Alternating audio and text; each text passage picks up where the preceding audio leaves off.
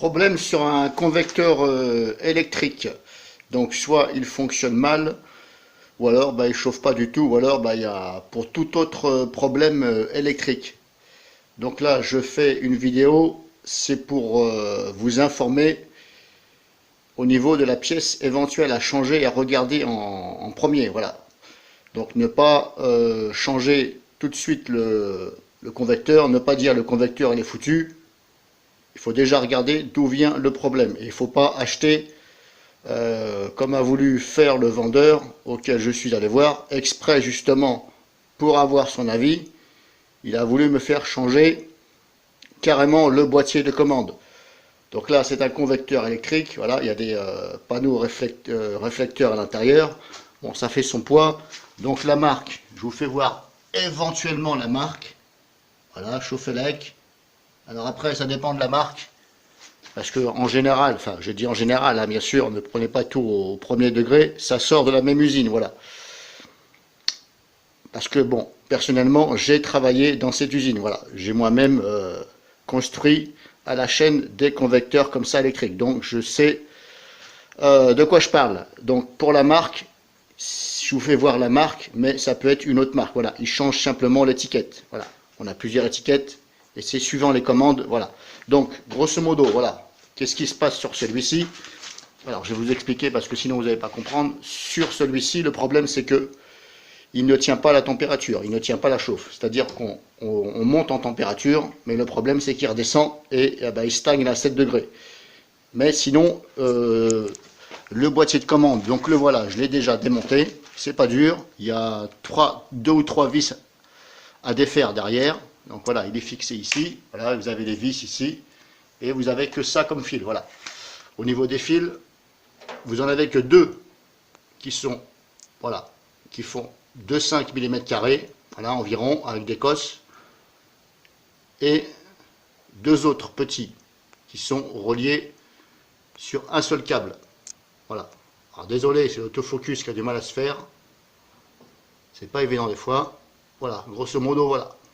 Vous avez donc un câble avec 2 petits fils, avec 2 petites cosses et 2 gros fils séparés avec des cosses. Donc tout ceci, bien sûr, est relié donc ici, sur les cosses. Voilà. Donc je vous mettrai les photos dans la vidéo, comme ça vous allez mieux comprendre. Et voilà, la sonde que je vous parle, c'est cette chose-là qu'on voit. Alors je vais essayer de zoomer dessus. Voilà, c'est ce que vous voyez là, en plein milieu de l'écran. Donc, si on peut voir, je vais essayer de faire au mieux. Voilà. On voit déjà une cosse qui est dessus, à gauche, et la cosse à droite est libre. C'est normal puisque c'est justement un de ces fils-là qui va venir dessus. Voilà. Donc, comme je vous ai dit, le problème sur ce modèle-là, on le monte en température, mais il descend et il stagne. Affichage digital, tout se passe bien. Voilà, sauf que il descend. Voilà. Donc dans mon exemple, ce que je suis en train de vous dire à l'instant, au niveau du fonctionnement, donc il faut bien retenir ce que je vous ai dit. Si après c'est l'affichage digital qui déconne, ou vous vous apercevez que c'est voilà, c'est surtout au niveau de l'affichage que ça déconne, là ce n'est pas forcément au niveau de la sonde. Voilà, donc moi le problème que je vous parle, c'est qu'il faut déjà regarder la sonde, voilà, avant de dire je change le convecteur ou je change le boîtier complet, parce que le boîtier complet, là il y en a pour 70 €, voilà, à peu près, par rapport au modèle que je viens de vous faire voir. Alors le modèle exact, je peux vous le faire voir, il n'y a pas de souci, j'ai rien à cacher là-dessus. Donc voilà, grosso modo, voilà. On va essayer de faire au mieux, parce que des fois l'autofocus il ne veut pas se faire. Voilà, le modèle il est là. Voilà, donc ça se présente comme ça. Donc il faut déjà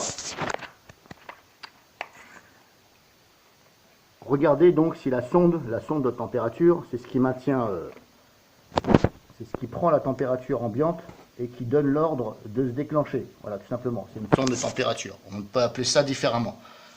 Donc, ce qu'il va falloir faire, c'est le fil qui vient donc, qui est d'ici, le fil qui est là, voilà.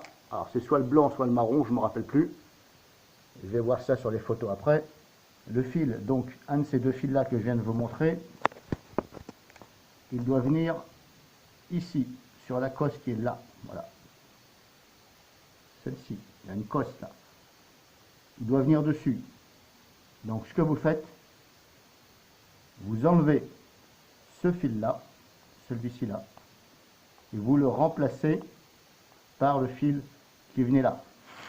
Donc autrement dit, pour expliquer au mieux, un de ces fils là qui venait sur la cosse là, vous le mettez à la place de celui-ci, voilà, de façon à isoler la sonde, de façon à passer, ne pas passer par la sonde, passer directement, sans passer par la sonde. Donc vous prenez le fil, un de ces deux là, qui normalement vient par là, vous le mettez là, voilà, c'est-à-dire que vous enlevez celui-ci et vous mettez à la place, de façon à passer outre la sonde. Et après, celui qui reste, alors c'est soit le blanc, soit le marron, vous le remettez, bien sûr, à la bonne place, là où il était. Alors comme là, je n'ai pas la photo sur les yeux, parce que je suis en train de filmer avec mon smartphone, et la photo elle est dedans. Donc vous remettez donc le fil et vous remplacez celui-ci. Et vous regardez si ça fonctionne, tout simplement. En fin de compte, là ce que je suis en train de vous dire, c'est comme si que je rebranche le tout sans passer par la sonde. Voilà, le but c'est de ne pas passer par la sonde et de regarder si ça chauffe. Voilà, il faut regarder si ça chauffe, si vous pouvez baisser.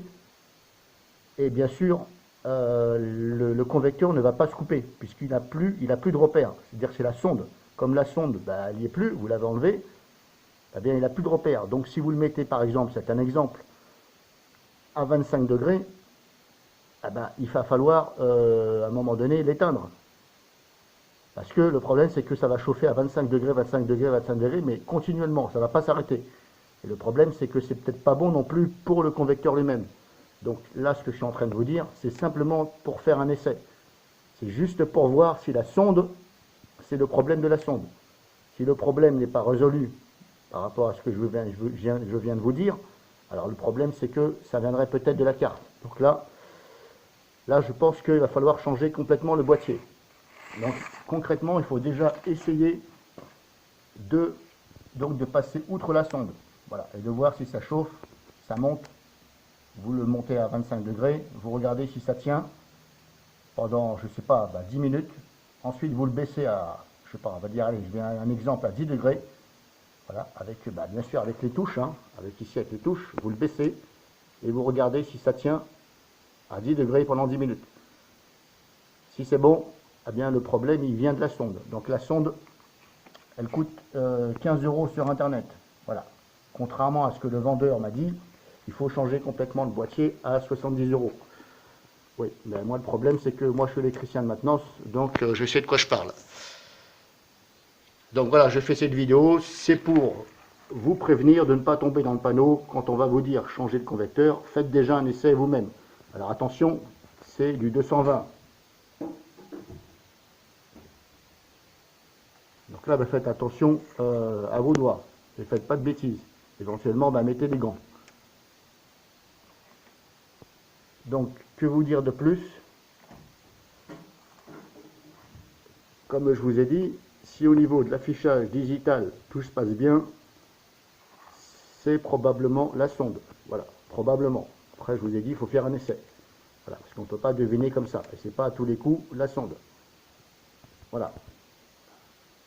Donc vous achetez cette sonde, mais il faut tester avant, bien sûr. Il ne faut pas acheter la sonde avant. Je n'ai pas dit que c'était 100% la sonde, j'ai dit c'est peut-être la sonde. Donc vous essayez, voilà. Et si c'est bon, vous achetez la sonde. Je vais vous mettre le lien sur internet. Vous regardez et éventuellement vous changez la sonde et voilà, vous avez gagné soit 70 € pour le boîtier complet de commande, ou alors vous avez gagné 350 € pour le convecteur complet. Voilà. Donc ça c'est un modèle chambre cuisine.